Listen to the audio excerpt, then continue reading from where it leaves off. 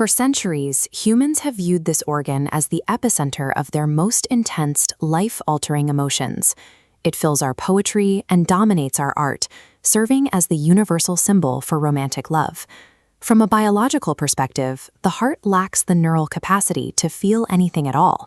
It functions strictly as a mechanical meat pump, solely responsible for circulating blood through the body. This disconnect between biology and belief is what author Mohammad Bahareth calls the biggest lie the world ever believed. As the title page of his work states, the cultural idea of love residing in the chest is a profound historical deception.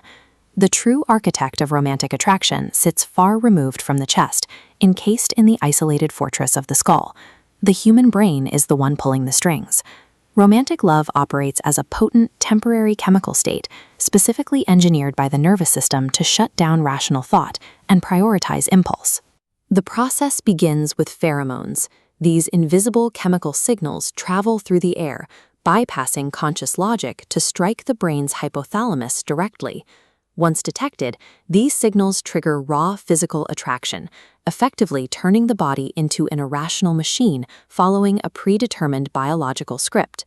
This occurs within the ventral tegmental area, or VTA. Activation here floods the system with dopamine, creating intense euphoria. This surge is indistinguishable from a reaction to addictive drugs like cocaine. The brain responds to a new partner exactly as it responds to narcotics.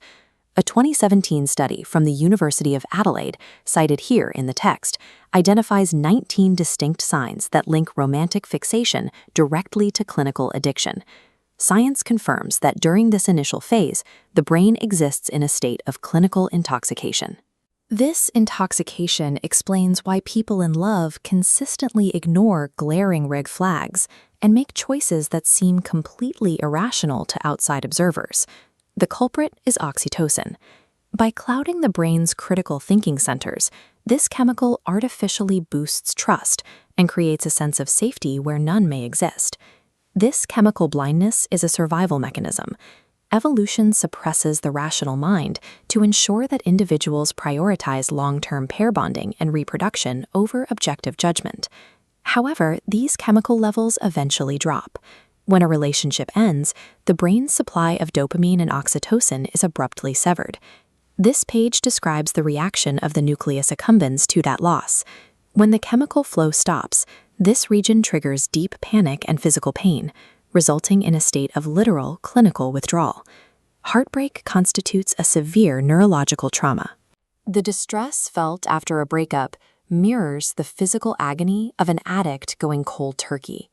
If romance is merely a cycle of chemical highs and painful withdrawals, we must ask if humans can ever achieve emotional stability. Bahareth suggests looking toward platonic love as a rational alternative.